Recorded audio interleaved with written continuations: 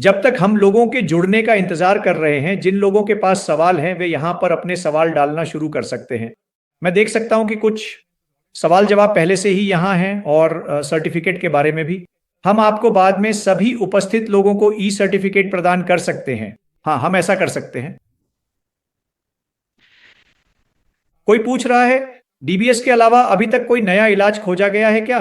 दुर्भाग्यवश नहीं। Deep brain stimulation अभी भी पार्किंसन रोग के इलाज का स्वर्ण मानक और सबसे अच्छा संभव समाधान बना हुआ है। वेबिनार में कौन कौन से पहलू कवर किए जाएंगे? हर वह चीज जो बहुत प्रासंगिक और दिलचस्प है, जिसमें पोस्ट डीबीएस प्रबंधन, पार्किंसन रोग की प्रगति को धीमा करना आदि आदि शामिल है। इस विषय में बहुत सारी बातें कवर की जाएंगी।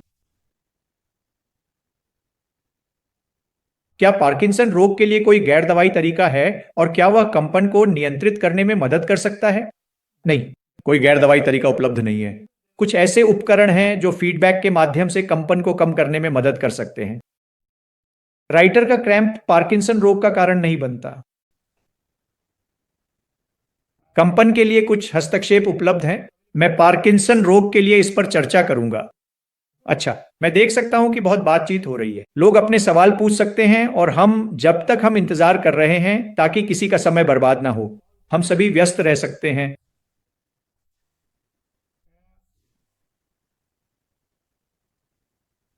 बोटुलिनम टॉक्सिन सर्वाइकल डिस्टोनिया के उपचार में काफी मददगार और प्रभावी है। शायद मैं एमआरजीएफयूएस के बारे में भी बात करूंगा। पीएसपी के उन्नत चरण में डीबीएस से मदद नहीं मिल सकती। डीप ब्रेन स्टिमुलेशन में लेजर स्टिमुलेशन जैसा कुछ नहीं है। नीलेश, ये केवल डीप ब्रेन स्टिमुलेशन है। स्टिमुलेशन ऑप्टिकोकाइनेटिक तरीके से किया जाता है। ऑप्टिकोजेनेटिक स्टिमुलेशन मौजूद है, लेकिन यह केवल पशु मॉडल में प्रयोगात्मक है।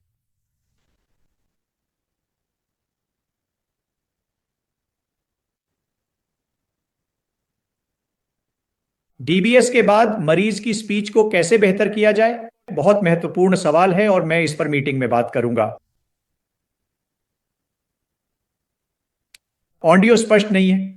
मुझे लगता है कि ये आपके इंटरनेट कनेक्टिविटी की वजह से ऑडियो का मामला है। मुझे लगता है बाकी सभी को ऑडियो स्पष्ट सुनाई दे रहा है। हाँ, अस्मिता, क्या यह सही है? क्या आप मेरी आवाज साफ साफ सुन पा रहे हैं? जी सर, बिल्कुल साफ। ठीक है, बहुत बढ़िया। तो डॉक्टर, ये आपकी कनेक्टिविटी का मामला हो सकता है।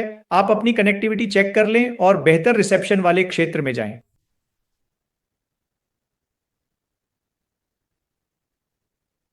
मेरा व्यक्तिगत अनुभव लाइफ स्पार्क टेक्नोलॉजी के साथ नहीं रहा है। मैंने इसके बारे में सुना है। शायद मैं इन सभी चीजों को अगले विषय यानी लेक्चर में थोड़ा और रिसर्च करने के बाद कवर करूंगा।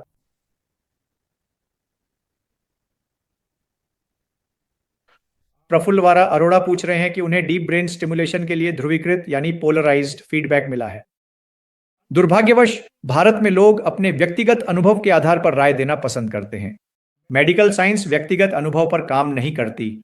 हर किसी को वही मानना होता है जो साहित्य में उपलब्ध है, जो बड़ी संख्या में अध्ययनों के माध्यम से सामने आया है, और मैं आज आपके साथ उन्हीं परिणामों पर चर्चा करूंगा। ये परिणाम बहुत महत्वपूर्ण हैं और किसी भी व्यक्ति का व्यक्तिगत अनुभव, जिसमें मेरा भी शामिल है, जिसने डीप ब्रेन स्टिमुलेशन सर्जरी का सबसे बड़ा अनुभव प्राप्त किया है, उसका कोई महत्व नहीं है।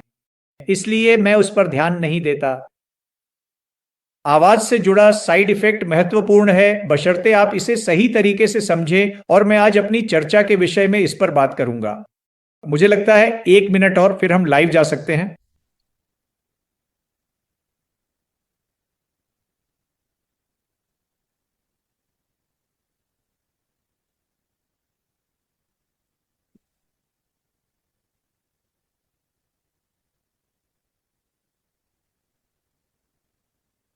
ठीक है, हमारे पास बहुत सारे सवाल हैं, लेकिन मुझे लगता है कि अब हमारे लिए शुरुआत करने का समय है। 1 मिनट और फिर हम शुरू करेंगे और उसके बाद इन सभी सवालों के जवाब देंगे।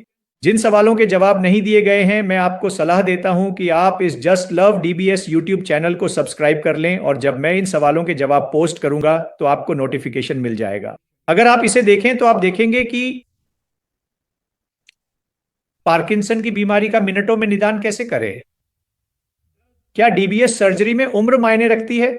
क्या यह सच है कि पार्किंसन रोग तो पार्किंसन रोग से जुड़े सभी मरीजों के सवालों का लगातार इस जस्ट लव डीबीएस चैनल पर जवाब दिया जाता है। बस इसे सब्सक्राइब करें और आपको वहां सभी अपडेटेड संदेश मिल जाएंगे। ठीक है, अच्छा, तो चलिए मैं अपनी प्रस्तुति शुरू करता हूं। अस्मिता, अगर मैं स्लाइड्स साझा कर सकूं तो धन्यवाद। ओह, महोदय, आपको बीच में रोकने के लिए क्षमा करें, लेकिन हम सत्र की शुरुआत आपके परिचय से करेंगे। हाँ कृपया, हाँ माफ करना, इसे याद किया। हाँ धन्यवाद। हाँ, सुश्री देवाश्री, क्या आप? हाँ, मैं उपलब्ध हूँ। हाँ, यहाँ उपस्थित सभी को शुभ संध्या। तो मैं डॉ. देवाश्री हूँ। मुझे आज के हमारे विशिष्ट वक्ता डॉ. परेश दोषी का परिचय देने का सम्मान प्राप्त हो रहा है। डॉ. परेश दोषी न्यूरोसर्जरी और फंक्शनल न्यूरोसर्जिकल प्रोग्राम के निदेशक हैं। साथ ही जसलोक अस्पताल, मुंबई, भारत में पुनर्स्थापनात्मक और पुनरुत्पादक चिकित्सा के निदेशक भी हैं। वे विश्व स्तर पर कई प्रतिष्ठित पदों पर आसीन हैं। वर्तमान में वे न्यूरोमॉड्यूलेशन सोसाइटी के अध्यक्ष, world society for stereotactic and functional neurosurgery के सचिव और Indian society of stereotactic and functional neurosurgery के पूर्व अध्यक्ष हैं। वे इंटरनेशनल न्यूरोमॉड्यूलेशन सोसाइटी और Asian Australian society for stereotactic and functional neurosurgery के बोर्ड में भी कार्यरत हैं। वे international task force for psychiatric disorders के भी सदस्य हैं। तो दोषी ने 60 से अधिक वैज्ञानिक प्रकाशनों और विश्व भर में 550 से अधिक आमंत्रित व्याख्यानों के साथ न्यूरोसर्जरी के क्षेत्र में अद्वितीय योगदान दिया है।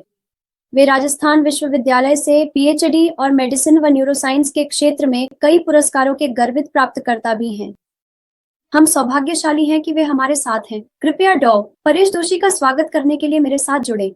आपका बहुत बहुत धन्यवाद ओह देवश्री। और अब मैं अपनी प्रस्तुति शुरू करता हूं। ओह ठीक है,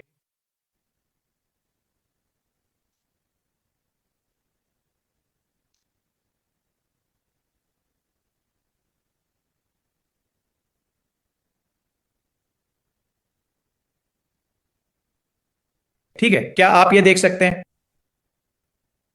हाँ, हम आपकी स्लाइड्स देख सकते हैं। आप बस साउंड भी शेयर कर दें। हाँ, मैं दोनों चीजें कर दूंगा। ठीक है। ठीक है, हाँ, तो ये पार्किंसन रोग के प्रबंधन में हुई प्रगति पर एक अपडेट होने वाला है। तो आज मैं कौन कौन से विषयों को कवर करने वाला हूं। MRGFUs क्या है? MR गाइडेड फोकस्ड अल्ट्रासाउंड, और ये आज के समय के सबसे चर्चित विषयों में से एक है। बहुत सारे मरीज मुझसे ये सवाल पूछते हैं। और पार्किंसन रोग में इसकी क्या भूमिका है?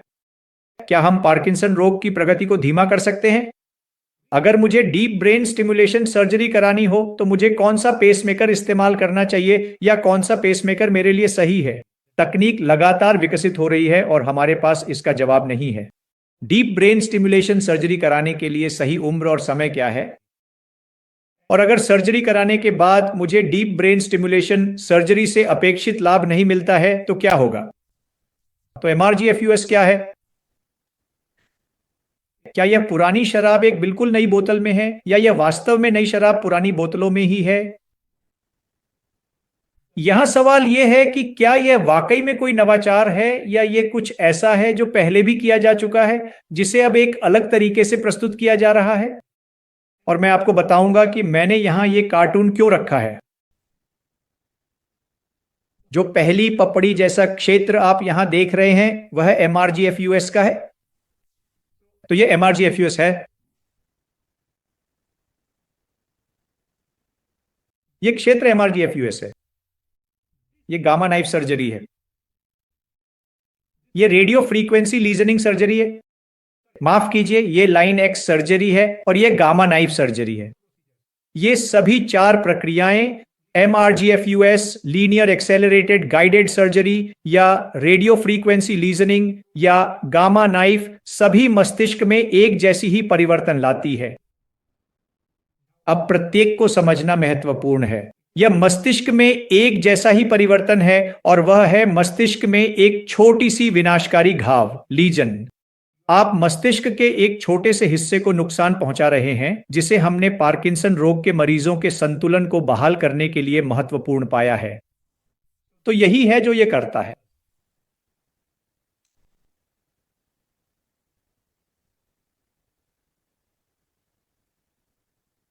मुझे इसे बंद करना होगा। मुझे नहीं पता ये एनोटेशन अब मुझे क्यों परेशान करेंगे। बस मुझे एक सेकंड दीजिए, मुझे इसे बंद करके फिर से शुरू करने दीजिए, क्योंकि मैं नहीं चाहता कि यह परेशानी हमारे लिए कोई समस्या पैदा करे। मैं आपकी स्लाइड्स फिर से साझा कर दूंगा, इसमें कोई दिक्कत नहीं है। मैं ये सुनिश्चित करूंगा कि आपको सभी आवश्यक जानकारी मिल जाए। चिंता न करें, सब कुछ ठीक हो जाएगा। हाँ हाँ, पहले मुझे वापस साउंड सेटिंग्स पे जाना है, फिर उसे शेयर करना है, और उसके बाद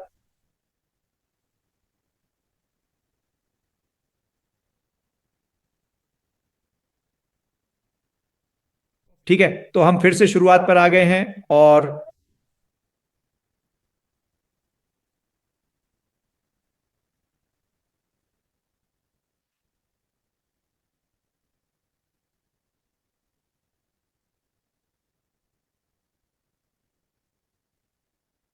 ठीक है,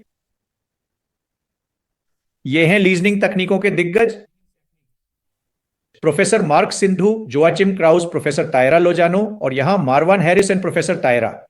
तो ये वे दिग्गज हैं जिन्होंने इस क्षेत्र में अग्रणी भूमिका निभाई है। और यहां जीन रेसिस हैं, वे गामा नाइफ लीनियर एक्सेलरेटेड और गामा नाइफ न्यूरोसर्जरी करते हैं। वे रेडियो फ्रीक्वेंसी लीजनिंग करते हैं। यह परेश दोषी हैं, ये भी रेडियो फ्रीक्वेंसी लीजनिंग करते हैं, और इसी तरह आगे भी। तो अब वापस आते हैं कि एमआरजीएफयूएस क्या है। एमआरजीएफयूएस एक विशिष्ट उपकरण है जो एक निश्चित फ्रीक्वेंसी पर काम करता है, और यह मस्तिष्क में केंद्रित अल्ट्रासाउंड भेजता है, और यह केंद्रित अल्ट्रासाउंड मस्तिष्क के भीतर कोशिकाओं के एक समूह को नष्ट कर देता है। यही चीज एक्स-रे विकिरण द्वारा भी प्राप्त की जा सकती है, जिसे लीनियर एक्सेलरेटर कहते हैं, या कोबाल्ट आधारित विकिरण, जिसे गामा नाइफ कहते हैं, या रेडियो फ्रीक्वेंसी लीजनिंग, जिसमें एक प्रोब को गर्म किया जाता है और वह एक घाव लीजन बनाता है। तो ये सभी वही काम कर सकते हैं जो एमआरजीएफयूएस करता है। इन चारों में से रेडियो फ्रीक्वेंसी लीजनिंग थोड़ी इन्वेसिव है, क्योंकि इसमें सिर के ऊपर एक छेद करना पड़ता है और एक सुई डालनी पड़ती है। लेकिन बाकी तीनों, ये सभी तरीके वर्षों से, 40 से भी अधिक वर्षों से उपयोग में है, और इनके साथ अच्छा अनुभव है अलग अलग परिणामों के साथ। तो एमआरजीएफयूएस की वर्तमान स्थिति क्या है। एक तरफा एसेंशियल ट्रेमर के लिए एफडीए की मंजूरी 2016 में आई, फिर यह पार्किंसन रोग के लिए आई, फिर 2021 में एक तरफा पैलिडोटॉमी की मंजूरी मिली, और अब पैलिडोथैलेमिक ट्रैकियोटॉमी, द्विपक्षीय पैलिडोथैलेमिक ट्रैकियोटॉमी की मंजूरी 2025 में मिली है। तो इस पर वैज्ञानिक डेटा क्या है। तो उन्होंने पाया कि जब इसे 94 मरीजों को दिया गया, जिसमें नोटसाइट मरीजों ने पैलिडोटॉमी करवाई और 25 मरीजों को कोई इलाज नहीं मिला, तो उन्होंने देखा कि जिन मरीजों ने पैलिडोटॉमी या थेरेपी करवाई उनमें 50% सुधार हुआ, और यहां उनमें 88% सुधार हुआ। इसी तरह जब उन्होंने 3 साल, 3 महीने, 6 महीने और 12 महीने के फॉलोअप को देखा, तो उन्होंने पाया कि जिन मरीजों ने इलाज करवाया था उनमें से 70% को परिणाम से लगातार लाभ मिलता रहा। लाभ बहुत बड़ा नहीं था, ये लाभ सीमित था, ये उतना बड़ा नहीं था जितना डीप ब्रेन स्टिमुलेशन से मिलता है, लेकिन फिर भी यह महत्वपूर्ण था। और इसी आधार पर यूएसएफडीए ने इस थेरेपी को मंजूरी दी। जैसा कि मैं कहता हूं, पुरानी शराब नई बोतल में। हाँ, ये सच में पुरानी शराब नई बोतल में है, क्योंकि आप इसे देख सकते हैं। ये मेरी खुद की प्रकाशित रचनाएं हैं। दुनिया को भूल जाइए, ये मेरी खुद की प्रकाशित रचना है। हमने ऑब्सेसिव कंपल्सिव डिसऑर्डर के लिए कैप्सुलोटॉमी, सबथैलेमिक न्यूक्लियस लीजनिंग, मूवमेंट डिसऑर्डर और मनोरोग संबंधी विकारों के लिए रेडियो फ्रीक्वेंसी लीजनिंग की है। 107 मामलों पर पेपर प्रकाशित किया गया है। टाइप के लिए स्टीरियोटैक्टिक थैलेमोटॉमी, विशिष्ट डिस्टोनिया या राइटस डिस्टोनिया, आदि आदि। तो जैसा कि मैं आपको बता रहा था, घाव लीजन बनाने के तरीकों में से एक जो वास्तव में एमआरजीएफयूएस करता है, वह है रेडियो फ्रीक्वेंसी लीजनिंग। और यह हम नियमित रूप से विभिन्न न्यूरोलॉजिकल विकारों, मूवमेंट डिसऑर्डर्स के लिए करते हैं, और आप मस्तिष्क के विभिन्न हिस्सों में अलग अलग प्रकार के घाव देख सकते हैं। यह पैलिडोटॉमी है, यह सबथैलेमोटॉमी है, यह थैलेमोटॉमी है, और यह ओसीडी के लिए इंटरनल कैप्सुलोटॉमी के एंटीरियर लिम्ब में घाव है। तो यह केवल एक क्षेत्र नहीं है, बल्कि कई क्षेत्र हैं, और परिणाम शानदार हैं। इस पार्किंसन रोगी को सर्जरी से पहले देखिए।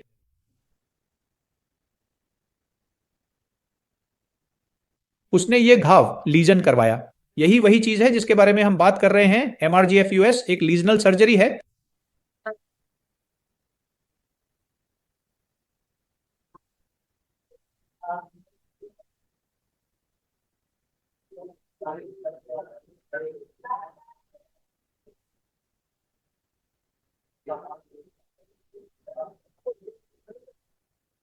और यह सर्जरी के बाद है। वह मरीज जो चल नहीं सकता था, आप देख सकते हैं कि उसने द्विपक्षीय लीजनिंग करवाई है।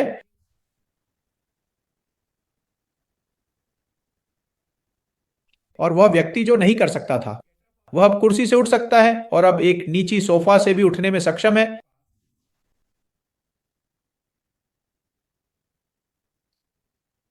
और स्वतंत्र रूप से चल सकता है।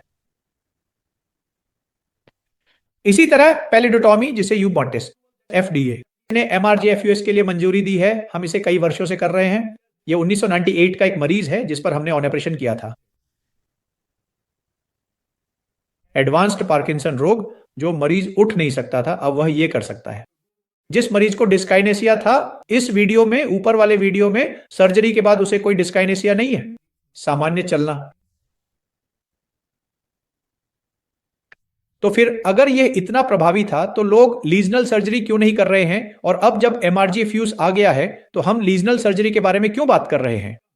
सबसे पहले, किसी भी नई थेरेपी के साथ उस पर बहुत प्रचार और बहुत शोर होता है, और यही वह चीज है जो ध्यान आकर्षित कर रही है। लेकिन ये सारी चीजें पहले से मौजूद रही हैं।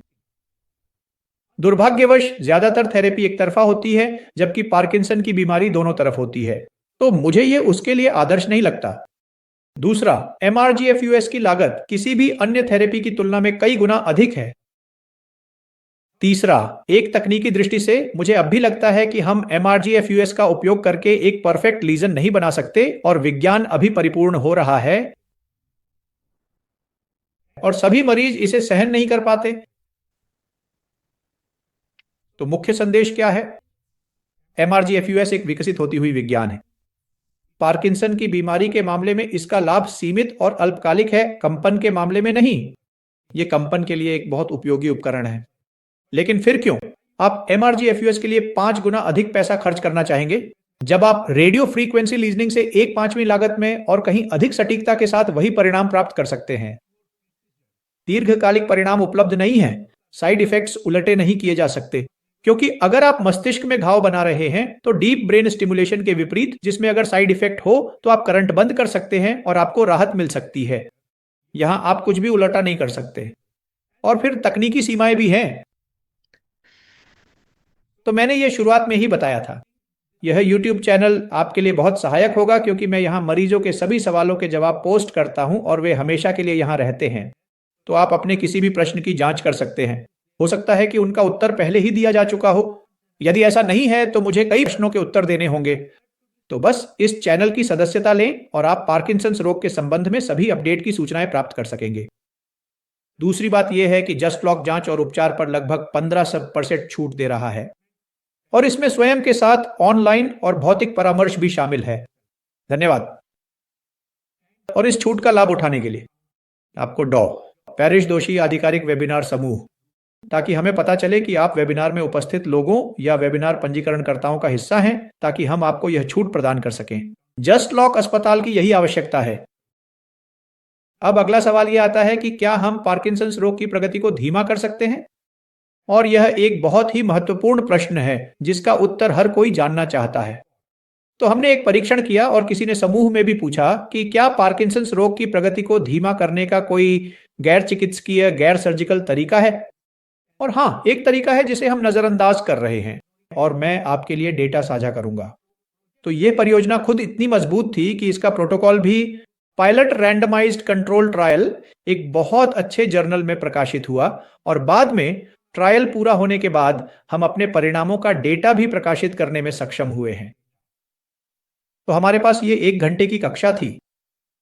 पहला भाग वार्म अप होता था, दूसरा भाग मुख्य सत्र होता था जिसमें मरीजों को डांस या म्यूजिक थेरेपी दी जाती थी, और आखिरी भाग में ध्यान कराया जाता था।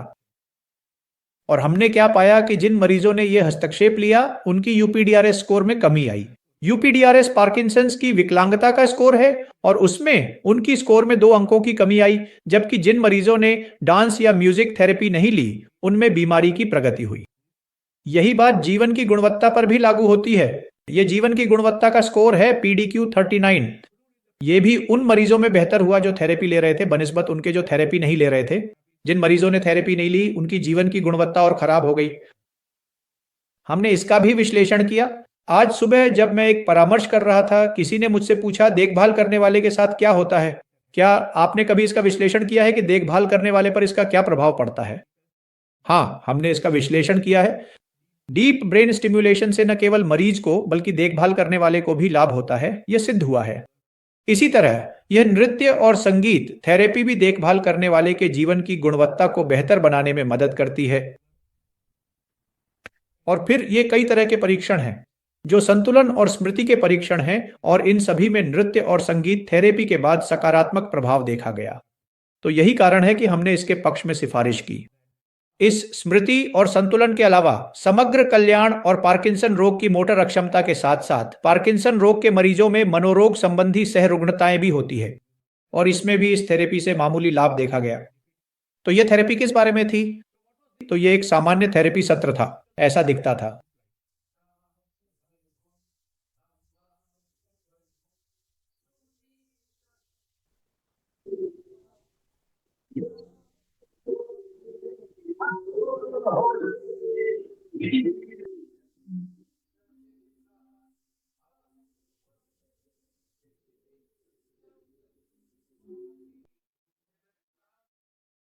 तो जो लोग संगीत में रुचि रखते थे वे संगीत के साथ जारी रहते थे, और जो लोग नृत्य करना चाहते थे वे नृत्य के लिए जाते थे। तो यह मरीज की पसंद पर आधारित था, डॉक्टर की पसंद पर नहीं। यह एक सामान्य नृत्य सत्र है। इस पूरी अध्ययन की निगरानी डॉक्टरों द्वारा की गई थी।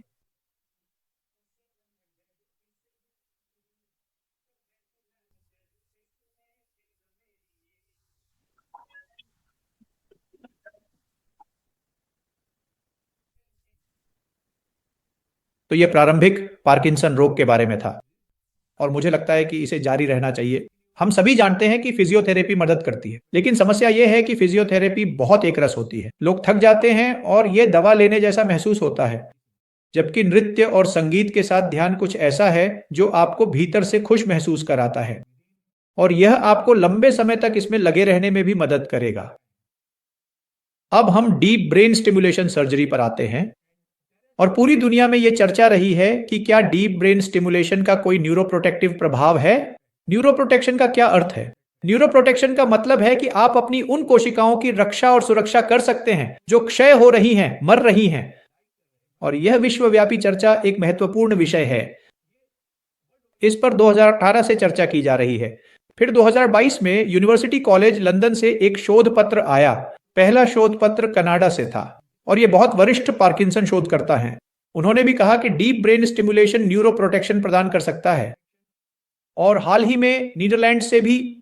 तो दुनिया के हर हिस्से से हर कोई सोच रहा है कि हम इसका लाभ कैसे उठा सकते हैं, और वास्तव में इसमें कुछ सच्चाई भी है। डीप ब्रेन स्टिमुलेशन सर्जरी के बाद मरीज के पार्किंसन रोग की प्रगति धीमी हो सकती है या रुक सकती है। तो हमारे पास क्या सबूत है? यह वैज्ञानिक भाषा है, लेकिन मैं आपको समझाऊंगा। उन्होंने डीप ब्रेन स्टिमुलेशन सर्जरी की। चूहे, या माफ कीजिए, उन चूहों पर जिन्हें पार्किंसोनियन बना दिया गया था, यानी जिन्हें पार्किंसन रोग था, किया गया। तब राइट मॉडल में पहले इसे प्रेरित किया गया और फिर फील्ड स्टिमुलेशन दिया गया। तो उन्होंने पाया कि सब्सटेंशिया नाइग्रा की कोशिकाएं सुरक्षित रहीं, या उन कोशिकाओं का क्षय या डिजेनरेशन उतना बुरा नहीं था। फिर उन्होंने ये किया। यही थेरेपी बंदरों पर की, क्योंकि राइट मॉडल छोटा मॉडल है, इंसान के सबसे करीब बंदर का मॉडल होता है, जिसे प्राइमेट मॉडल कहते हैं। और यह दिखाया गया कि एसटीएन डीप ब्रेन स्टिमुलेशन ने सब्सटेंशिया नाइग्रा पार्ट रेटिकुलाटा में न्यूरोनल लॉस को सीमित कर दिया, जहां अधिकांश कोशिकाएं मरती हैं, और जिसकी वजह से डोपामिन कम हो जाता है। डीबीएस के बाद इस हिस्से की रक्षा हुई। तो पहले मरीज के लिए पार्किंसन बनाया गया, बंदरों में पहले पार्किंसन बनाया गया, और फिर डीबीएस किया गया। तो उन्होंने देखा कि इसकी प्रगति धीमी हो गई है। दूसरी दिलचस्प खोज यह है कि अगर यह जल्दी किया जाए, पार्किंसन होने के तुरंत बाद, अगर आप बंदरों में पार्किंसोनिज्म उत्पन्न करते हैं और जल्दी डीप ब्रेन स्टिमुलेशन लगाते हैं, तो यह प्रभावी होता है। अगर आप कुछ समय बाद डीप ब्रेन स्टिमुलेशन करते हैं तो यह उतना प्रभावी नहीं होता। यहां संदेश यह है, जल्दी डीबीएस न्यूरोप्रोटेक्शन में यह विशेष रूप से कई मामलों में बहुत अधिक मदद भी कर सकता है। सिद्धांत यह है कि मस्तिष्क में अलग अलग प्रकार के न्यूरोकेमिकल्स बनते हैं। इनमें से एक है ग्लूटामेटर्जिक, जो विनाशकारी होता है। तो यह सबथैलेमिक नाभिक की ग्लूटामेटर्जिक प्रक्षेपणों को कम करता है। इसे करें। न्यूरोट्रॉफिक फैक्टर, आजकल हम विटामिन ट्रॉफिक फैक्टर्स के बारे में बात करते हैं। सुपरफ्यूड्स, यही सब चीजें मस्तिष्क में भी हो रही है। न्यूरोट्रॉफिक फैक्टर मस्तिष्क को उत्तेजित करता है या मस्तिष्क की कोशिकाओं को बढ़ाता है या मस्तिष्क की कोशिकाओं को मरने से बचाता है। इनमें से एक है BDNF, brain derived neurotrophic factor, और यह पाया गया है कि यह उन मरीजों में बढ़ जाता है जिन्होंने यह प्रक्रिया करवाई है, डीप ब्रेन स्टिमुलेशन। तो अप्रत्यक्ष प्रमाण हमारे पास है। डीप ब्रेन स्टिमुलेशन जीवन की गुणवत्ता को बेहतर बनाने और न्यूरो प्रोटेक्शन में मदद कर सकता है। तो ये था मरीजों की प्रगति और पार्किंसन रोग की गति को धीमा करने के बारे में। एक बार फिर मैं आपको जस्ट लुक डीबीएस चैनल से जुड़ने की याद दिलाता हूं, जहां आपके सभी सवालों के जवाब मिलेंगे। एक विशेष छूट है, तो अगर आप पैरिश दोषी वेबिनार ग्रुप से जुड़ते हैं, आप हमेशा इस छूट का लाभ ले सकते हैं, चाहे वह परामर्श, उपचार या जस्ट लुक अस्पताल में जांच हो। अब एक महत्वपूर्ण सवाल जो कई मरीज पूछना चाहते थे, लोगों ने चैट में भी पूछा है, डीप ब्रेन स्टिमुलेशन का असर कितने समय तक रहता है? पार्किंसन रोग में डीबीएस के साथ और बिना डीबीएस के क्या होता है? और मैं डीबीएस से मिली सारी सुधार क्यों खो रहा हूं? ये सभी सवाल हैं। मैंने शुरू में डीबीएस करवाया था, लेकिन यह काम नहीं कर रहा था। मैं डीप ब्रेन स्टिमुलेशन करवाऊंगा, लेकिन इसका असर कितने समय तक रहेगा? कुछ मरीजों को शुरू में फायदा हुआ, लेकिन अब यह काम नहीं कर रहा है। तो आइए समझते हैं कि वर्षों में पार्किंसन रोग के साथ क्या होता है। हमें यह जानना जरूरी है, क्योंकि अगर हमें मूल बातें नहीं पता होंगी तो हम फायदे नहीं बता सकते। तो हमें इसमें गहराई से देखना होगा और समझना होगा। तो पार्किंसन रोग के बाद क्या होता है? तो इस ग्राफ को देखिए।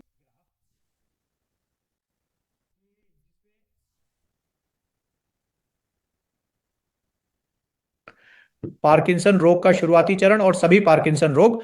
जो मरीज ये सुन रहे हैं वे जानते होंगे कि शुरुआत में मोटर लक्षण होते हैं, जैसे कठोरता, कंपन, ब्रैडिकिनेसिया, सुस्ती, और ये सभी लक्षण लेवोडोपा से ठीक होते हैं। जैसे जैसे बीमारी बढ़ती है, ये नीचे समय का ग्राफ है, तो जब पार्किंसन रोग का मध्य चरण आता है, समस्या बढ़ जाती है। इसमें उतार चढ़ाव आता है, चलने में परेशानी होती है, बोलने की क्षमता खराब हो जाती है, निगलने में भी ज्यादा समय लगने लगता है। इस दौरान चिंता भी हो सकती है या फिर सहारा देने के लिए किसी की जरूरत पड़ सकती है। अगर स्थानीय रूप से देखा जाए तो मिलाकर आखिरी चरण उन्नत पार्किंसन रोग होता है, जब यह बहुत बढ़ जाता है, माफ कीजिए। ऐसे में सक्रियता और संतुलन बनाए रखना और भी मुश्किल हो जाता है, याददाश्त कमजोर हो जाती है, मतिभ्रम होने लगते हैं, या फिर ये सभी समस्याएं एक साथ हो सकती हैं। दर्द, थकान, नींद आना और कभी कभी बेहोशी जैसी स्थिति भी हो सकती है। मूत्र संबंधी समस्याएं और इन सभी चीजों में भी लीवोडोपा की बहुत कम मात्रा से लाभ मिल सकता है। तो हमें हर चरण का लाभ कैसे उठाना चाहिए, ये बहुत महत्वपूर्ण है। ये एक और ग्राफ है। ये एक साधारण ग्राफ है जो दिखाता है कि शुरुआती चरण में हमें ये सभी लाभ मिलते थे। लाल रंग खराब स्थिति को दर्शाता है, हरा रंग अच्छी स्थिति को। आप इसे देख सकते हैं। जैसे जैसे बीमारी बढ़ती है, अच्छा हिस्सा लगातार कम होता जाता है और नीचे जो ऑफ पीरियड है वह बढ़ता जाता है और साइड इफेक्ट्स भी बढ़ते जाते हैं। तो देर के चरण में आपके पास बहुत कम अच्छा समय बचता है, बाकी समय समस्याओं में ही गुजरता है। यह paper clinical parkinsonism, natural history और pattern of treatment change of Parkinson disease में प्रकाशित हुआ था। लेखकों ने दिखाया कि पार्किंसन डिजीज एक विकसित होती रहने वाली प्रक्रिया है। यह हर चरण में बदलती रहती है। पहले 4 वर्षों में जो दवा दी जाती थी वह अब काम नहीं करेगी। पहले 4 वर्षों में जो स्टिमुलेशन दिया जाता था या डीबीएस के बाद पहले 5 वर्षों में जो प्रोग्रामिंग की जाती थी, वह अगले 5 वर्षों में काम नहीं करेगी। यह पूरी तरह से बदलने वाला है। हर चरण में हमें और बेहतर तथा उन्नत परिणाम देना होता है। मरीज को जितना हमारे हाथ में संभव हो। यह इटली से आया हुआ एक बहुत ही बेहतरीन और महत्वपूर्ण शोध पत्र है। यह शोध पत्र डीप ब्रेन स्टिमुलेशन के बाद पार्किंसन रोग के प्रबंधन में आने वाली विभिन्न चुनौतियों पर विस्तृत रूप से प्रकाश डालता है। अगर आपने समझने के लिए प्रयास किया है, अगर आपके पास जबरदस्त विशेषज्ञता और अनुभव है, तो ये इन सवालों के जवाब हो सकते हैं। हमने पहचाना है, ये वे समस्याएं हैं जो हमने पाई हैं। जैसा कि मैंने कहा, बीमारी हर कुछ वर्षों में बदलती रहती है। बीमारी का पैटर्न हर 4-5 साल में बदल जाता है। पहले धीमेपन की समस्या थी, वे लोग लिखावट की शिकायत किया करते थे। 10 साल बाद कोई भी लिखावट की बात नहीं करता। सर, मुझे 15,000 से भी अधिक विभिन्न प्रकार की समस्याएं लगातार परेशान कर रही हैं, जिसके कारण मैं ठीक से चल नहीं सकता हूं और न ही मैं स्पष्ट रूप से बोल सकता हूं, क्योंकि इन सभी समस्याओं में से हर एक का इलाज एक बिल्कुल अलग और विशिष्ट तरीके से किया जाना अत्यंत आवश्यक है। और इसी तरह से हम उन सभी रोगियों को लंबे समय तक पूरी तरह से स्वस्थ और सक्रिय बनाए रख सकते हैं। उदाहरण के लिए, कोलिनर्जिक पार्किंसन रोग से पीड़ित मरीजों के मामले में यदि मैं उन्हें एक विशेष प्रकार की दवा देता हूं, तो उनकी याददाश्त बहुत ही तेजी से और अप्रत्याशित रूप से कम हो जाएगी, जिससे उनके जीवन की गुणवत्ता पर गंभीर नकारात्मक प्रभाव पड़ सकता है। और अगर डॉक्टर को पता नहीं है, तो ये एक आम दवा है, इसलिए वे मरीज के आते ही इसे दे देंगे, वे इसे पहले ही दे देते हैं। लेकिन उन्हें यह नहीं पता था कि यह पॉलिनर्जिक, डोपामिनर्जिक या सेरोटोनर्जिक है पार्किंसन। तो ये किस प्रकार का पार्किंसन है? अगर आप गलत प्रकार के पार्किंसन में गलत दवा दे देंगे तो मुश्किल हो जाएगी, और डीप ब्रेन स्टिमुलेशन के बाद ये और भी मुश्किल हो जाएगा।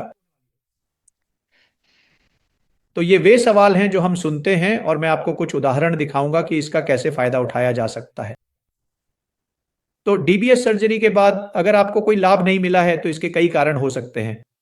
सबसे पहले मैंने आपको बीमारी की प्रगति के बारे में समझाया। सबसे पहले हमने गलत प्रोग्रामिंग के बारे में बात की थी। अगर आप पेसमेकर को सही से नहीं चला सकते, तो आपको कोई लाभ नहीं मिलेगा। गलत पेसमेकर, मैं आपको अगली स्लाइड में बताऊंगा कि अगर पेसमेकर में क्षमता नहीं है, तो आप क्या करेंगे। अगर पेसमेकर में क्षमता नहीं है, अगर आप मारुति 800 को हिमालय रेलवे पर ले जाएं, तो क्या होगा? आप वापस आ जाएंगे। मारुति 800 हिमालय पर नहीं चढ़ सकती, आपको एक 4 व्हीलर की जरूरत होगी। तो अगर आप सही टूल या सही उपकरण या सही पेसमेकर को सही समस्या के लिए नहीं जानते, तो आप फंस जाएंगे। और अंत में, अगर सर्जरी सही तरीके से नहीं की गई, तो भले ही आपके पास सब कुछ हो, यह काम नहीं करेगा। क्योंकि हम एक सर्जिकल विशेषज्ञता की बात कर रहे हैं, जिसमें इलेक्ट्रोड को 2 मिमी की सटीकता के साथ लगाया जाता है, और यह कोई आसान काम नहीं है और न ही कोई सामान्य काम है। और अंत में, अगर ये सारी बातें सही हैं, अगर जानकारी है जैसे हमारे सेंटर में है, अगर आदमी को सही तरीके से नहीं बताया गया है और उसकी उम्मीदें गलत हैं, तो डॉ पैरिश दोषी या डॉ एबीसी भगवान नहीं है, वे सब कुछ नहीं दे सकते। तो शायद वे सोचते हैं कि हम आपको पहले ही बता देते हैं कि ये अच्छा नहीं है और आपको पता चल जाएगा। दूसरा, आपकी समग्र सेहत अन्य कारणों से खराब हो गई है, तो फिर भी आपको परेशानी होगी। तो ये सारी बातें आपके लिए करना बहुत जरूरी है। तो चलिए एक मरीज समीर घोष को देखते हैं, और हम देखेंगे कि यह कैसे मदद कर रहा है। इस मरीज की सर्जरी हो चुकी थी, वह 11 साल से पार्किंसन रोग से पीड़ित था। उसकी द्विपक्षीय डीप ब्रेन स्टिमुलेशन सर्जरी किसी और सेंटर में हुई थी। वह 500 ग्राम लिवियोडोपा लेता था, माफ कीजिए, वह 1 मिलीग्राम प्रोमिपेक्स लेता था। कुछ समय बाद, डीबीएस के बाद पार्किंसन की स्थिति बेहतर हो गई। उसके बाद समस्या शुरू हो गई, कठोरता बढ़ गई, कंपन बढ़ गया, ब्रैडिकिनेसिया बढ़ गया, बोलने में कठिनाई, रोजमर्रा के काम करने में असमर्थता, भ्रम, और पहले जो सामान्य समस्याएं थीं, वे सब वापस आ गईं। वह बहुत परेशान हो गया। वह हमारे सेंटर पर आया और बोला, सर, हमारे इलेक्ट्रोड खराब हो जाएंगे, हमें बदल दीजिए। हमने इसका मूल्यांकन कर लिया है और अब हमें पुनः प्रोग्रामिंग की आवश्यकता है, इसलिए हमने दवा और उत्तेजना बंद कर दी है। तो आप देखेंगे कि समस्याएं क्या हैं। ठीक है, कृपया आगे बढ़ो, अपने लक्ष्यों की ओर कदम बढ़ाओ, और जो कुछ भी तुम चाहते हो उसे प्राप्त करो, उसे पाओ। नीचे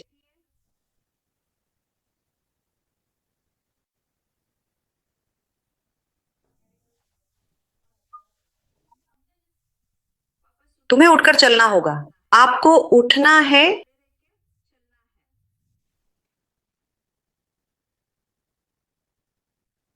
और चलना है, इसमें कितना समय लगता है? चारों ओर विस्तृत रूप से हर दिशा में घूमें और अन्वेषण करें, हर कोने को देखें। चारों ओर। अब हमने इनकी प्रोग्रामिंग की और हमने प्रोग्रामिंग की तो ये अच्छा था, लेकिन बहुत सारी चीजें अच्छी थी। सोमवार के बाद तो अब केवल एक ही दवा और सिमुलेशन पर है।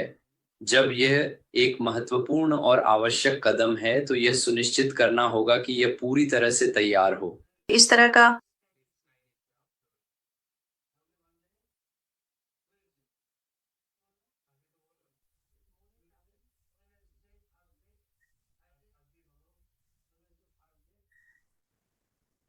तो हाँ, स्कैन मौजूद है।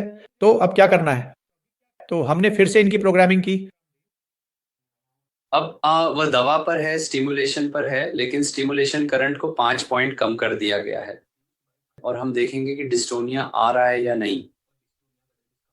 डिस्काइनेसिया, हम डिस्काइनेसिया को देखेंगे। इसे नियंत्रित करने के लिए, डिस्काइनेसिया को कम करने के लिए हमने दोनों तरफ के करंट पैरामीटर कम कर दिए हैं। तो अब कोई डिस्काइनेसिया नहीं है। अब जब डिस्काइनेसिया नहीं है तो आपको कैसा महसूस हो रहा है? डिस्काइनेसिया में सुधार हुआ है। बोलने में भी सुधार आया है। हमें बताइए। रविवार और सोमवार, सोमवार, मंगलवार और बुधवार के दिन क्रमशः। तो यह है कि रीप्रोग्रामिंग क्या कर सकती है, भले ही डीबीएस प्रभावी रूप से न किया गया हो। यह एक और मरीज है जिसमें हमें दूसरी रणनीति अपनानी पड़ी। फिर से किसी और सेंटर में ऑपरेशन हुआ था। उन्होंने पार्किंसन की बीमारी के साथ शुरुआत की थी, आमतौर पर बाएं पैर में कंपन आदि के साथ। उन्होंने पेसमेकर में से एक के साथ डीप ब्रेन स्टिमुलेशन करवाया। जैसा कि मैंने आपको बताया, जिस बीमारी का आप इलाज करने जा रहे हैं उसके लिए सही पेसमेकर का चयन करना बहुत जरूरी है। या आप आगे चलकर क्या उम्मीद करेंगे? मरीज की भविष्य की समस्याओं को ध्यान में रखते हुए पेसमेकर का चयन करना बहुत महत्वपूर्ण है।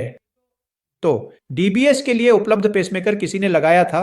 इसका ऑपरेशन 2030 में हुआ था। फिर 3 महीने बाद उसके सभी लक्षण वापस आ गए। मई 2030 में, एक साल बाद, वह हमारे सेंटर पर रीप्रोग्रामिंग के लिए परामर्श करने आया, क्योंकि वह वहां बार बार जाने से थक गया था। हमने मरीज की हिस्ट्री लेकर मूल्यांकन शुरू किया, यह समझने के लिए कि वे पहले क्या समस्या थी, किस सुधार की आवश्यकता है, कितना सुधार किया जा सकता है। यह एक बहुत ही व्यवस्थित मूल्यांकन विधि है। हमें सब कुछ पूरी तरह से मूल्यांकन करने में लगभग 3 दिन लग जाते हैं। हमने पिछला एमआरआई भी देखा, जिसमें देखा कि मस्तिष्क कहाँ है, लीड कहाँ है, टारगेट कहाँ है, सब कुछ देखा। और हमने जांच की तो पाया कि इसका इलेक्ट्रोड सही जगह पर नहीं है। तो जो सफेद रंग आप देख रहे हैं वह इलेक्ट्रोड की स्थिति है, और जो नीले और लाल तीर आप देख रहे हैं उनमें केवल 2 मिमी का अंतर है। यहां 19 से 20 मिमी का अंतर है, लेकिन मरीज को कोई सुधार नहीं हुआ है, कोई लाभ नहीं है, मरीज परेशान है। तो हमने क्या किया? हमने समझा कि इसमें मैं इसे इस्तेमाल करके ठीक करने की क्षमता नहीं रखता।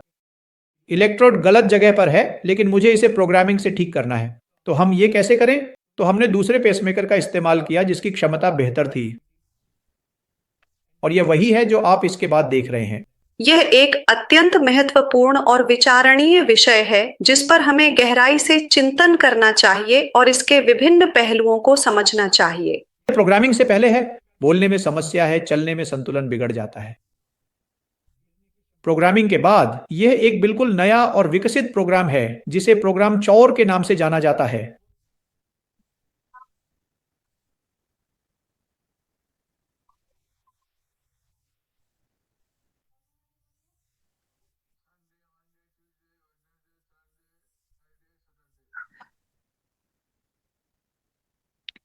यह उस पेसमेकर से भी संभव नहीं था जो उसके पास था। बोलना थोड़ा स्पष्ट है और चलने में गिरने का डर था, और अब मुझे लगता है कि मुझे गिरना चाहिए। ओह, तो यह वह स्तर है जिसमें उसे सुधार मिला है। तो यह वह है जो किया जा सकता है और उन मरीजों के लिए हासिल किया जा सकता है जिन्होंने डीबीएस करवाया है लेकिन उन्हें लाभ नहीं मिल रहा था, और अब उनका सफलतापूर्वक इलाज हुआ है। तो अब फिर से याद दिला रहा हूं कि आप इस जस्ट लुक डीबीएस चैनल से जुड़े और वेबिनार ग्रुप में भी शामिल हों। विभिन्न उपचार विकल्पों के लिए 50% की इस छूट का लाभ उठाने के लिए यह महत्वपूर्ण है। मरीज, हर कोई मुझसे यह समझना चाहता था कि किस पेसमेकर को चुनना चाहिए। सर, आपने अभी अभी बताया ये दो सबसे सामान्य और व्यापक रूप से उपलब्ध पेसमेकर हैं जो वर्तमान में बाजार में उपलब्ध हैं। कुछ अन्य कंपनियों के पेसमेकर भी निश्चित रूप से उपलब्ध हैं, लेकिन वे इतने सामान्य या व्यापक रूप से उपयोग में नहीं हैं। लेकिन मेरे पास इस विशेष प्रश्न का एक ही और सीधा जवाब नहीं है। एक ही समाधान सभी के लिए उपयुक्त नहीं होता। थेरेपी को हर मरीज के अनुसार विशेष रूप से तैयार करना पड़ता है, और मैं आपको ये अगली कुछ स्लाइड्स में बताऊंगा। ये फ्लोरिडा से एक शोध पत्र है। माइकल ओकुन पार्किंसन रोग के क्षेत्र में सबसे बड़े शोधकर्ताओं में से एक हैं, और यह माइकल ओकुन की टीम का एक शोध पत्र है। और उन्होंने डीबीएस मरीजों में मरीज, लक्ष्य, डिवाइस और प्रोग्राम चयन के बारे में भी बात की।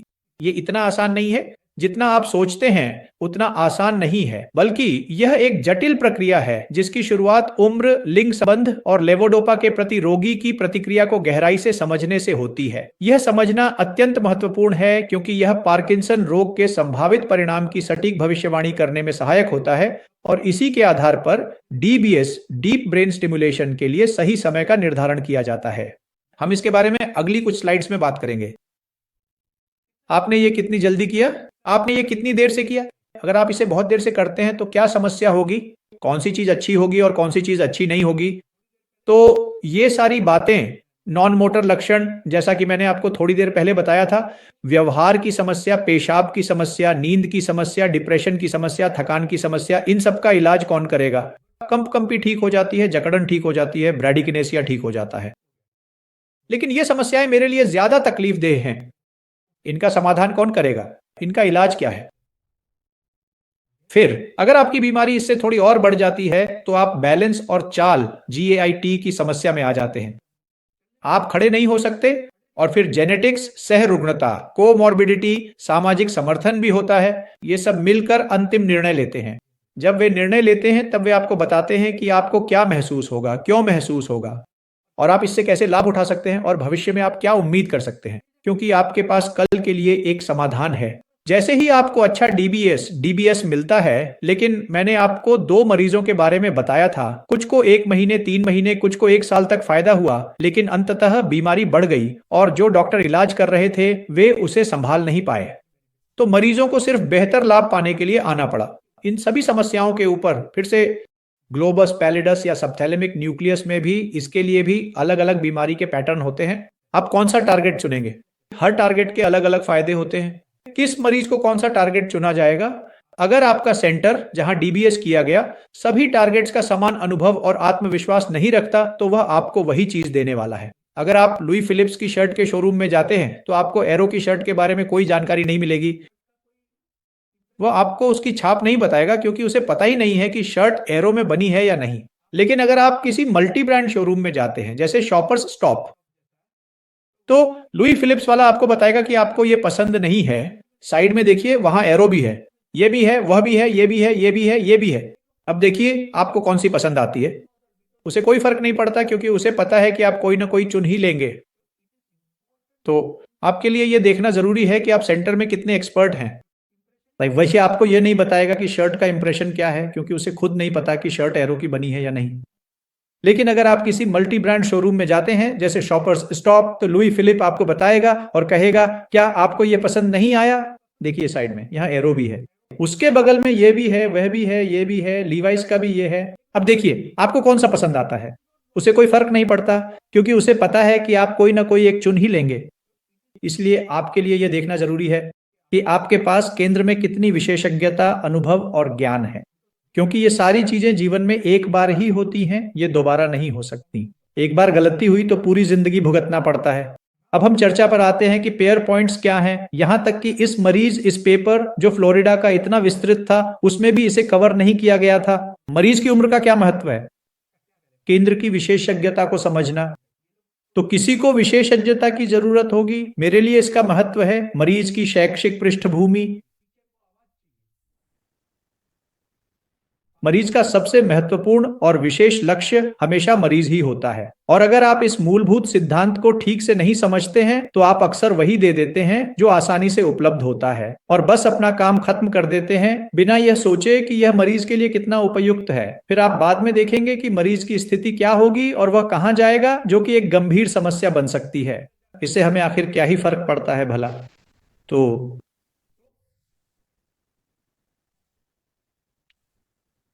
आइए बात करते हैं कि कौन सा पेसमेकर, रिचार्जेबल बनाम नॉन रिचार्जेबल, दोनों के अपने अपने फायदे और नुकसान हैं।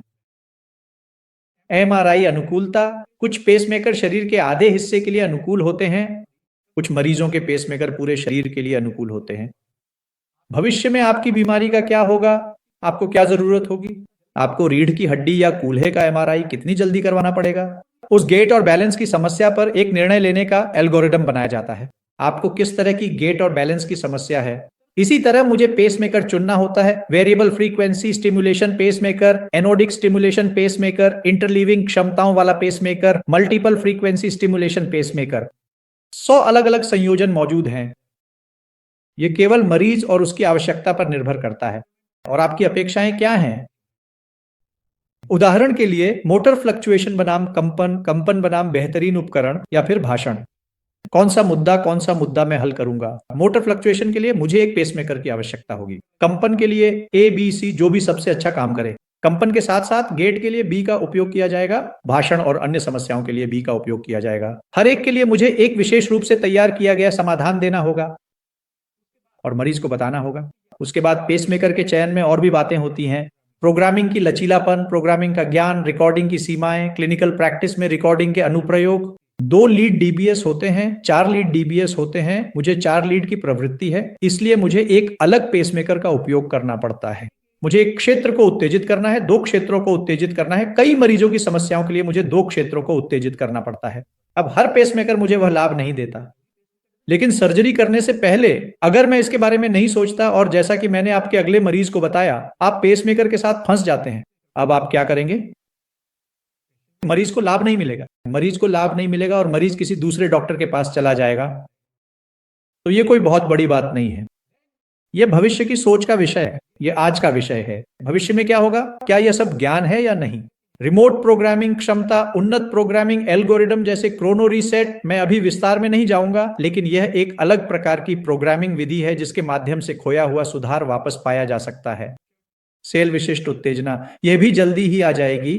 किस सेल को उत्तेजित करना है, कितना? एनोडिक उत्तेजना, कई चीजें। तो यह कोई आसान निर्णय नहीं है, मैं कोई आसान जवाब नहीं दे सकता। कई मरीज पूछते हैं, सर आपको कौन सा बेहतर लगता है? फोन पर बताने की जरूरत नहीं है, इसके लिए आमने सामने चर्चा की आवश्यकता होती है। इसके लिए 45 मिनट 1 घंटे की सलाह मशविरा चाहिए, जिसमें हम इस पर बात करते हैं, एक दूसरे को समझते हैं, और फिर मैं जान सकता हूं कि आपके लिए क्या अधिक उपयुक्त है, और फिर आपको समझा सकता हूं कि मैं इस तरह से सोच रहा हूं। अगर आपके मन में कुछ और है तो हम वह भी कर सकते हैं। एक बार फिर आपको याद दिला रहा हूं कि जस्ट लुक डीबीएस चैनल से जुड़े। सिर्फ इतना ही नहीं, जस्ट लुक से जुड़कर डॉ द्वारा उपलब्ध विशेष छूट ऑफर का लाभ भी उठाए। पेरिस दोषी का आधिकारिक वेबिनार समूह। अब हम डीप ब्रेन स्टिमुलेशन सर्जरी के समय के बारे में बात करते हैं, कब करानी चाहिए। तो सबसे पहले युवा पार्किंसन के मरीज 40 साल की उम्र से, इसे यंग ऑनसेट पार्किंसन डिजीज कहा जाता है। यह एक बहुत ही रोचक शोध पत्र है जो 2022 में जर्मनी के एंड्रिया कोहन द्वारा प्रस्तुत किया गया था, और उन्होंने दिखाया कि 46 मरीजों का विश्लेषण किया गया। उनमें से 15% मरीजों में यह आनुवंशिक था। सर्जरी के बाद 16% मरीजों में लेवोडोपा की खुराक में कमी आई, जो कि बहुत महत्वपूर्ण है क्योंकि युवा मरीजों में लेवोडोपा की कमी बहुत जरूरी होती है। 35-70% तक लाभ देखा गया, औसतन 22% सुधार देखा गया, और जीवन की गुणवत्ता में 80% सुधार हुआ। तो निष्कर्ष यह है कि अगर आपकी उम्र 40, 50, 55 या 35 साल है और आपको पार्किंसन रोग है या आप मोटर फ्लक्चुएशन से पीड़ित हैं, तो सर्जरी में देरी न करें, जल्दी सर्जरी करवाएं, क्योंकि इससे आपकी जीवन की गुणवत्ता में काफी सुधार होगा। कष्ट सहने का कोई मतलब नहीं है। दूसरा मामला आता है अधिक उम्र के साथ, जैसे 70 साल। मेरे पिता 70 साल के हैं, क्या इस उम्र में सर्जरी कराना सुरक्षित है? और हमने इसे समझने के लिए एक शोध अध्ययन किया, और ये आज का शोध अध्ययन नहीं है, ये कई साल पहले किया गया था, 2017 या 18 में, और हमने यह अध्ययन किया जिसे जर्नल ऑफ क्लिनिकल न्यूरोसाइंस में प्रकाशित किया गया था। 40 मरीजों को यादृच्छिक रूप से 2 समूहों में बांटा गया था, एक 65 साल से कम उम्र के और दूसरा 65 साल से अधिक उम्र के मरीजों का। और हमने पाया कि पार्किंसन में सुधार सर्जरी के तुरंत बाद, 1 साल बाद और 2 साल बाद भी समान रहा। नीला रंग युवा मरीजों में सुधार दिखाता है, लाल रंग बुजुर्ग मरीजों में सुधार दिखाता है। और आप देख सकते हैं कि दोनों का स्तर एक जैसा है, यानी दोनों में समय के साथ समान सुधार हुआ। यह मोटर यूपीडीआरएस है, मोटर पार्किंसन विकलांगता स्कोर, जो विशेष रूप से कंपन, कठोरता, ब्रैडिकिनेसिया को संबोधित करता है, वह भी समान था। लेवोडोपा में कमी भी लगभग समान थी और जीवन की गुणवत्ता में सुधार भी समान था। तो दवा में कमी, मोटर सुधार या जीवन की गुणवत्ता में सुधार, तीनों बातें युवा और बुजुर्गों में एक जैसी थी। ये मरीज एक बुजुर्ग मरीज है। जैसा कि मैंने कहा, आपको लक्ष्य का चयन करना आना चाहिए। हम आमतौर पर इस मरीज के लिए सबथैलेमिक न्यूक्लियस डीबीएस करते हैं, लेकिन हमने जीपीआई डीबीएस किया, ग्लोबस पेल्विस इंटरनस। आपने देखा कि डॉक्टर माइकल ने एक स्लाइड पर दिखाया था कि 2 टारगेट्स थे, सबथैलेमिक और जीपीआई। तो इस मरीज ने सर्जरी से पहले जीपीआई स्टिमुलेशन करवाया है। सर्जरी के बाद भी मरीजों को अक्सर विशेष देखभाल और ध्यान की आवश्यकता होती है ताकि वे पूरी तरह से ठीक हो सकें और किसी भी जटिलता से बच सकें।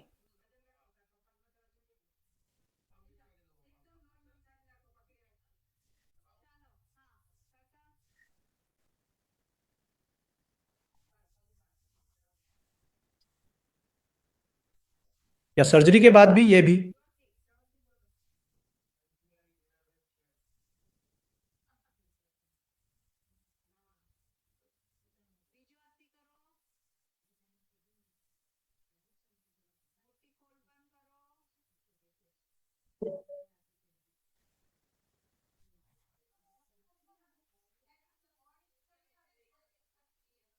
आप देख सकते हैं, आप देख सकते हैं, आप देख सकते हैं, आप देख सकते हैं।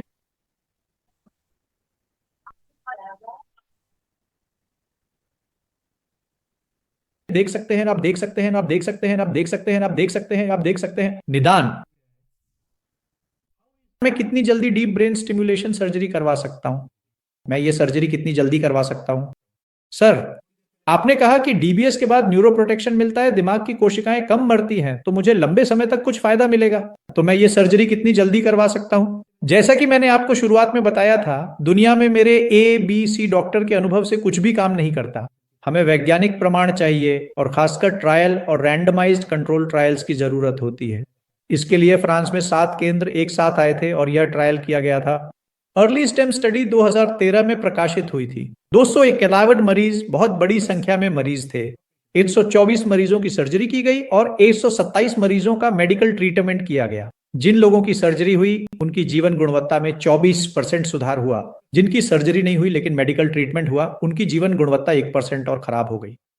पार्किंसन रोग के स्कोर में 35% सुधार हुआ। जिनकी सर्जरी हुई उनमें टीएपी में 1% सुधार देखा गया। मेडिकल ट्रीटमेंट में केवल 2% सुधार हुआ। इसी तरह सर्जरी करवाने वाले मरीजों में दवाओं की मात्रा लगभग 40% कम हो गई, जबकि मेडिकल ट्रीटमेंट में दवाओं की मात्रा 20% बढ़ गई, क्योंकि बीमारी आगे बढ़ती है। निष्कर्ष में, इसलिए मेडिकल थेरेपी के साथ न्यूरोस्टिमुलेशन मोटर लक्षणों में अकेले मेडिकल थेरेपी की तुलना में बेहतर सुधार कर सकता है। केवल मेडिकल थेरेपी में सर्जरी और मेडिकल थेरेपी दोनों के बहुत सारे फायदे होते हैं और इसी वजह से अमेरिका एफडी ने 2013 में इसे पार्किंसन रोग के लिए, जब शुरुआती मोटर फ्लक्चुएशन हो, तब मंजूरी दी।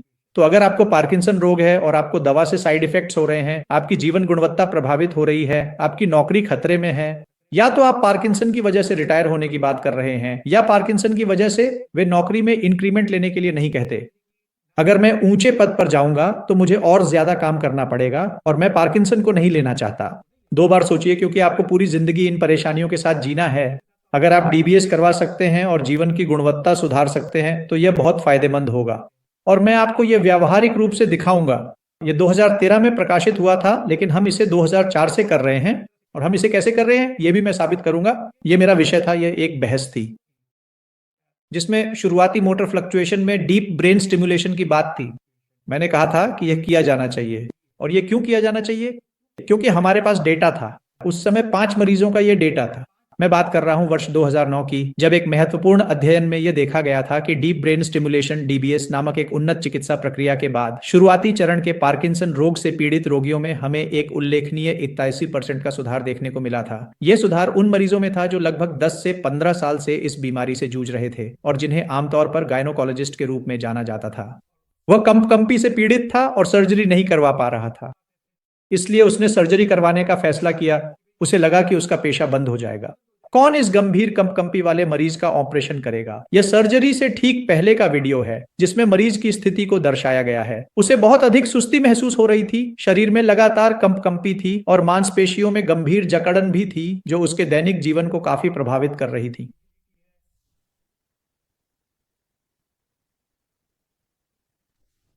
और यह मरीज सर्जरी के बाद 1000 मिलीग्राम लेवोडोपा घटकर 500 मिलीग्राम हो गई है और उसने खुद से ऑपरेशन करना शुरू कर दिया है।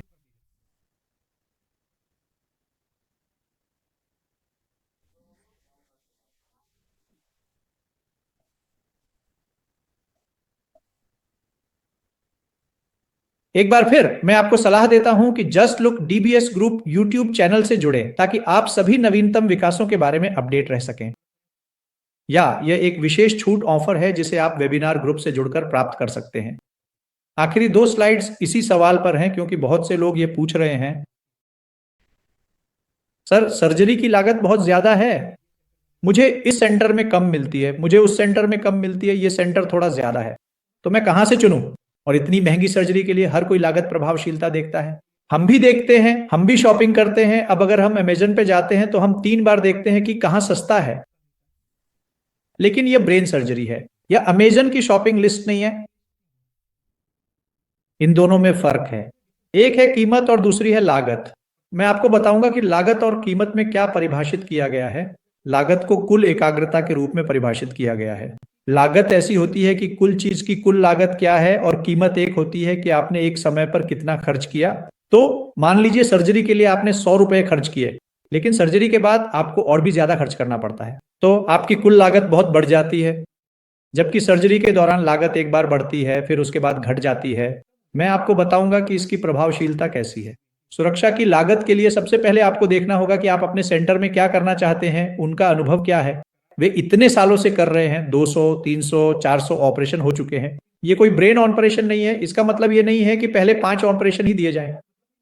अगर आपने पहले 100 ऑपरेशन भी किए हैं तो भी ये जरूरी नहीं है। हमने देखा कि हमारी जटिलताओं का जोखिम केवल 200 सर्जरी के बाद ही कम हुआ।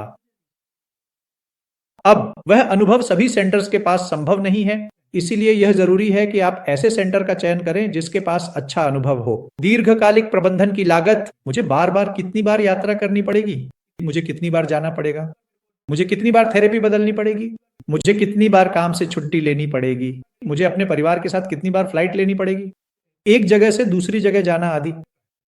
तो अगर आप इसे देखें तो शुरुआत में एक सेंटर की कीमत ज्यादा या कम हो सकती है, लेकिन अंत में जीवन भर की विजिट की लागत, सुरक्षा और खराब परिणाम की लागत और अधूरी सुविधाओं की लागत, अगर आप इन सबको जोड़ लें तो कुल लागत बहुत अलग होगी।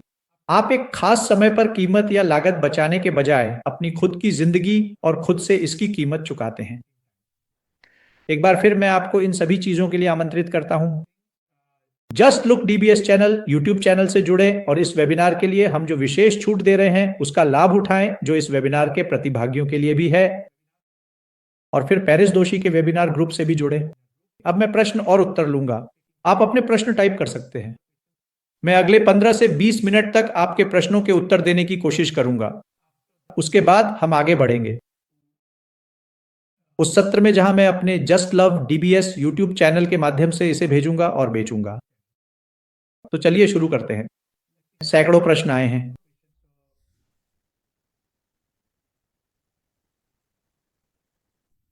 तो किसी ने पूछा है, मुझे पार्किंसन रोग के निदान पर संदेह है, क्या लेवोडोपा लेना अभी भी सही है जब कोई लक्षण नहीं है सिवाय इसके कि थोड़ी चाल में रुकावट, फ्रीजिंग? तो पार्किंसन रोग का निदान एक बहुत ही महत्वपूर्ण क्लिनिकल निदान है और व्यक्ति को निदान की पुष्टि के लिए डॉक्टर या मूवमेंट डिसऑर्डर विशेषज्ञ से मिलना चाहिए। इस वेबिनार की अवधि क्या है? हम वेबिनार समाप्त कर चुके हैं, तो कृपया मेरी अज्ञानता के लिए क्षमा करें। हमें कभी भी न्यूरोसर्जन की सलाह नहीं दी गई। न्यूरोसर्जन का इलाज न्यूरोलॉजिस्ट से कैसे अलग है यह सब विशेषज्ञता पर निर्भर करता है। आपको ऐसे विशेषज्ञ से इलाज कराना चाहिए जो इस बीमारी को समझता हो। तो हाँ, आप सही हैं, ये एक चिकित्सीय विकार है। अधिकांश लोग न्यूरोलॉजिस्ट या मूवमेंट डिसऑर्डर विशेषज्ञ से इलाज करवाते हैं, लेकिन हम यहाँ यह काम कर रहे हैं, हम इस क्षेत्र में अग्रणी रहे हैं, तो हम यह काम कर रहे हैं। इसीलिए हमारे पास अच्छी समझ या जानकारी है और हमारे शोध में रुचि के कारण, रिसर्च की वजह से हमें मेडिकल ट्रीटमेंट की भी कहीं बेहतर जानकारी है जब इसकी आवश्यकता होती है। पिछले साल मैंने रिचार्जेबल डीबीएस करवाया था, पिछले हफ्ते में अस्पताल गया था और कुछ बदलाव प्रोग्रामिंग के जरिए किए गए, लेकिन किसी वजह से नया प्रोग्राम पुराने की तुलना में अच्छा काम नहीं कर रहा है। ऐसा हो सकता है पुराना प्रोग्राम कहीं बेहतर हो सकता है, और हमारे सेटअप में जब भी मरीज रीप्रोग्रामिंग के लिए आते हैं, हम हमेशा सभी मरीजों को एक बैकअप प्रोग्राम देते हैं। पुराना प्रोग्राम बैकअप के रूप में दिया जाता है, क्योंकि भले ही हम उसे फाइन ट्यून करें, कभी कभी अगर नया प्रोग्राम अच्छा नहीं है तो मरीज पुराने प्रोग्राम पर वापस जा सकता है। हाँ, कराई, आप अपर बॉडी एक्सरसाइज कर सकते हैं। मरीज कहता है, मेरे पिता को पार्किंसन की बीमारी है लेकिन शरीर में कोई कंपन नहीं है। 6 सालों से हमें सिंडोपोपुलस लेने की सलाह दी गई थी, क्या यह ठीक है? किसी को मुझे हिलाना पड़ता है। सही निदान के लिए किसी मूवमेंट डिसऑर्डर स्पेशलिस्ट या इस क्षेत्र के न्यूरोलॉजिस्ट एक्सपर्ट से मिलें और तभी तय करें कि डीबीएस मदद करेगा या नहीं। डीबीएस, क्या यह पीएसवी मरीज में मदद करेगा? हाँ, कुछ खास पीएसवी मरीजों के समूह में यह मदद कर सकता है, लेकिन केवल बहुत ही चुनिंदा मरीजों में, खासकर अगर उन्हें गेट फ्रीजिंग की बड़ी समस्या हो। अगर मरीज किसी भी कारण से दी गई गोलियां लेना बंद कर दे तो क्या होता है? ये लक्षण वापस आ जाएंगे। ये कार में पेट्रोल की तरह है। अगर आप कार में पेट्रोल नहीं डालेंगे तो क्या करेंगे? कार बंद हो जाएगी। हाल ही में हम एक नेचर क्योर एक्यूपंक्चर के पास गए थे जो डॉक्टर ने सुझाया था, जिसके बारे में मैं आपको नेचर क्योर और अन्य थेरेपीज के बारे में नहीं बता सकता। मुझे केवल एलोपैथी ही आती है। क्या मसाज से कंपन कम करने में मदद मिलती है? फिर से मैं इस पर टिप्पणी नहीं कर सकता। डीबीएस किस स्टेज पर सुझाया जाता है? मैं पहले ही इसका जवाब दे चुका हूं। आजकल स्टेम सेल थेरेपी बहुत अच्छे परिणाम दिखा रही है। मुझे दुनिया के किसी भी प्रतिष्ठित केंद्र द्वारा पार्किंसन रोग के लिए की गई किसी भी स्टेम सेल थेरेपी के बारे में जानकारी नहीं है इस समय। ये सभी अभी प्रयोगात्मक चरण में हैं, इसीलिए कोई भी स्टेम सेल थेरेपी नहीं है। ये सभी लोगों पर और प्रयोगात्मक सेटिंग्स में की जा रही हैं। कोई भी मुख्यधारा के बड़े केंद्र जैसे मेयो क्लिनिक, क्लीवलैंड क्लिनिक या जस्ट लुक हॉस्पिटल किसी भी स्टेम सेल में शामिल नहीं है।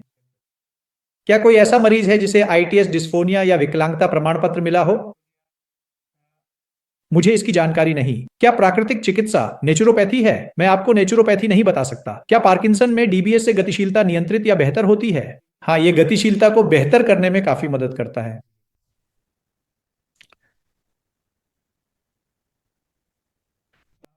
मेरे एक मरीज को, जो मेरा ही मरीज है, डिस्काइनेसिया है, उन्हें स्टिमुलेटर को एडजस्ट करना होगा और आप हमारी टीम से जस्ट लुक में संपर्क कर सकते हैं। वे आपको पेसमेकर या दवाओं को एडजस्ट करने में मदद करेंगे।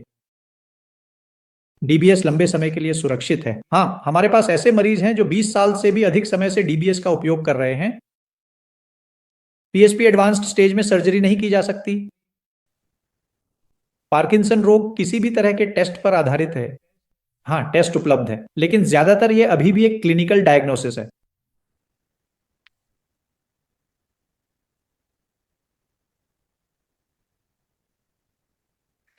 कोई जानना चाहता है कि क्या वे दवा की खुराक बढ़ा सकते हैं? एक बार फिर इसके लिए आपको अपने न्यूरोलॉजिस्ट या मूवमेंट डिसऑर्डर स्पेशलिस्ट से सलाह लेनी होगी। क्या फिजियोथेरेपी और व्यायाम प्रगति को धीमा कर सकते हैं? हाँ, फिजियोथेरेपी और व्यायाम दोनों ही पार्किंसन रोग की प्रगति को धीमा कर सकते हैं। Wearable devices? हाँ, हम अगले वेबिनार में गैजेट्स और ऐसी सभी चीजों को कवर करेंगे।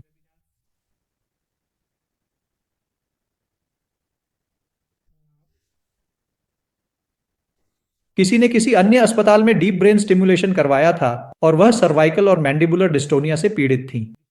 सर्वाइकल डिस्टोनिया कुछ भी काम नहीं कर रहा है। बोटॉक्स, ट्राइजेमिनल न्यूराल्जिया के संदेह के कारण उन्होंने आरएफए करवाया है।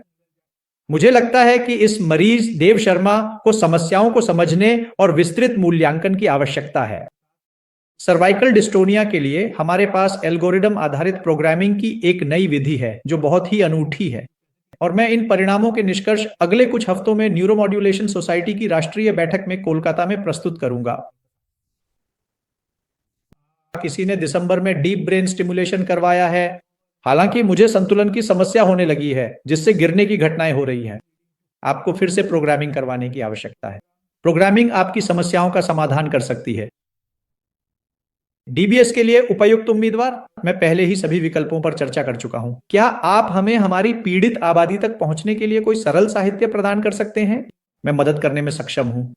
यह इस बात पर निर्भर करता है कि किस प्रकार का साहित्य चाहिए। विषय बहुत व्यापक है। हम उस साहित्य को तैयार कर साझा कर सकते हैं। मैं करूंगा। मैं हमेशा शिक्षा देने और जागरूकता फैलाने में खुश रहता हूं। मैग्नेटिक रेजोनेंस गाइडेड अल्ट्रासाउंड के बारे में क्या? मैंने पहले ही इस विषय को कवर किया है कि डीप ब्रेन स्टिम्युलेशन क्या है। अनुभव में सर्जरी जोखिम भरी नहीं है, और जैसा कि मैंने कुछ मिनट पहले बताया, हमारी जटिलताओं का जोखिम पहले 200 सर्जरी के बाद काफी कम हो गया। पिछली 300 से अधिक सर्जरी में हमें किसी भी गंभीर समस्या की कोई जटिलता नहीं हुई है। कौन से लक्षण जीपीआई और एसटीएन दोनों स्टिमुलेशन के लिए योग्य होते हैं? बहुत ही रोचक सवाल है, मुझे नहीं पता। ओह, ये सलीम शेख हैं। वह ऐसे व्यक्ति हैं जिन्होंने बहुत सारा साहित्य पढ़ा है। हाँ सलीम, ये एक जटिल सवाल है जिसका जवाब देना मेरे लिए आम लोगों के लिए मुश्किल है। और आप एक अलग व्यक्ति हैं, आपने बहुत शोध किया है। लेकिन ऐसे बहुत कम मामले हैं जिनमें मैं सुझाव दूंगा कि ज्यादातर चीजों को हम या तो जीपीआई या एसटीएन से नियंत्रित कर सकते हैं। ये सब केंद्र के अनुभव पर निर्भर करता है, और कभी कभी अमेरिकियों को कुछ नया दिखाने या जरूरत से ज्यादा करने की इच्छा होती है। इसीलिए जो कुछ भी हमें साहित्य में मिलता है वह जरूरी नहीं कि सबसे अच्छी प्रैक्टिस हो। अगर मरीज को भ्रम हेलुसिनेशन हो रहे हैं तो क्या डीबीएस करवाना उचित है? हाँ। 1998 में जो दूसरा मरीज मैंने ऑनपरेट किया था वह खास तौर पर हेलुसिनेशन के लिए था।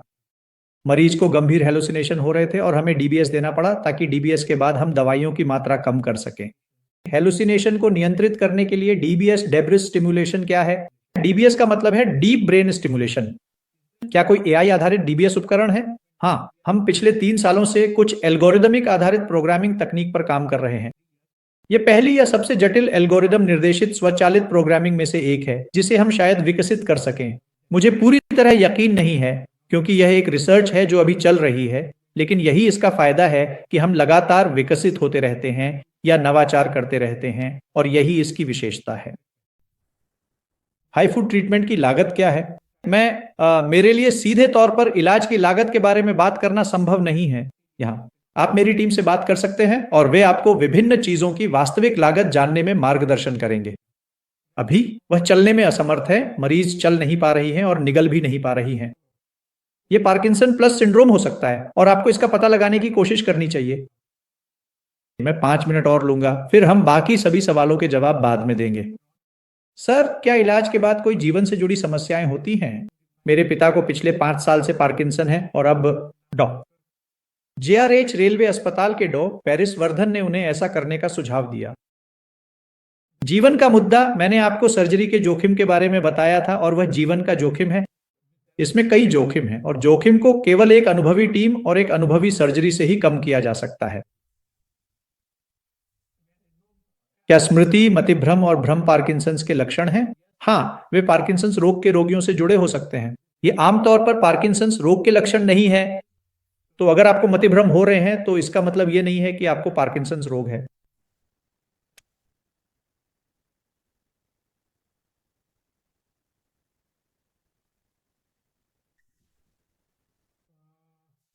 कोई सर्जरी की लागत के बारे में बात कर रहा है। वे मेरे कार्यालय से संपर्क कर सकते हैं और हम देखेंगे कि हम उनके लिए सबसे अच्छा क्या कर सकते हैं। शुरू कराई। पीएसपी, मैंने उन सवालों का पहले ही जवाब दे दिया है। मैंने यह भी देखा कि जब हम एक गोली छोड़ देते हैं तो बोलने और चलने की क्षमता काफी बेहतर हो जाती है। हाँ, इसका मतलब यह है कि आपको अपनी दवा को उचित रूप से समायोजित करने के लिए अपने डॉक्टरों से जांच करवानी होगी। ओह, ऑपरेशन हिस्से के आसपास गहरा रंग द्रव्य क्षेत्र है। आपको अपने डॉक्टर के पास जांच करानी चाहिए। ओह, एमआरजी फर्स्ट। हम इसे जल्द ही लॉन्च कर सकते हैं, लेकिन यह केवल शोध उद्देश्यों के लिए होगा। जैसा कि मैंने कहा, मैं इस बात से आश्वस्त नहीं हूं कि यह पार्किंसन के लिए बहुत प्रभावी होगा। यह वर्तमान स्थिति में है जब तक कि हम और अधिक ज्ञान विकसित नहीं कर लेते, इसलिए हमें निश्चित रूप से इसे लाना चाहिए। लेकिन यह मुख्य रूप से शोध और दर्द, मनोरोग संबंधी विकारों, मिर्गी और अन्य स्थितियों के लिए अधिक उपयोगी होगा। तो पार्किंसन रोग के लिए मुझे अब भी लगता है कि अगले 5 से 7 वर्षों तक डीप ब्रेन स्टिमुलेशन ही स्वर्ण मानक बना रहेगा। उसके बाद मुझे नहीं पता कि नई रिसर्च कब आएगी।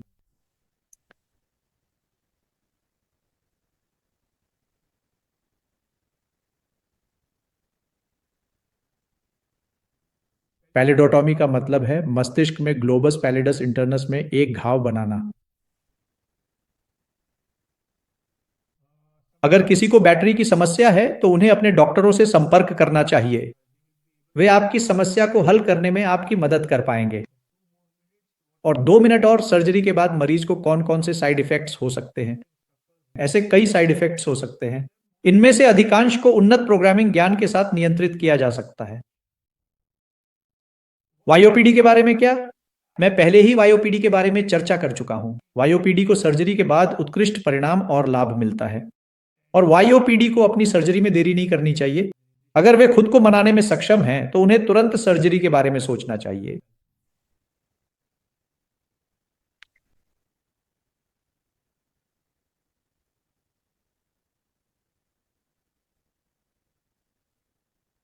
किसी को दवाओं से कुछ रिएक्शन हुए थे, एनर्गॉन के कारण डिस्काइनेसिया हुआ था। मुझे नहीं लगता कि मैं इस पर चैट में कोई राय दे सकता हूं। एक बार जब शारीरिक गतिविधि के साथ साथ मानसिक व्यायाम भी किया जाए तो क्या यह बहुत अधिक मदद करता है?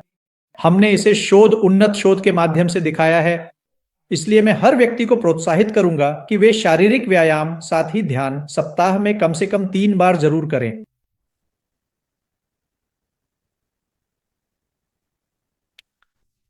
नृत्य और संगीत के अलावा भी कई तरह की थेरेपीज हैं।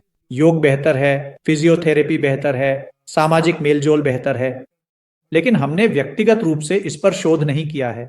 इंटरनेट पर इस विषय पर शोध उपलब्ध है। डीप ब्रेन स्टिमुलेशन में मस्तिष्क में इलेक्ट्रोड प्रत्यारोपित करना और उसे पेसमेकर से जोड़ना शामिल है।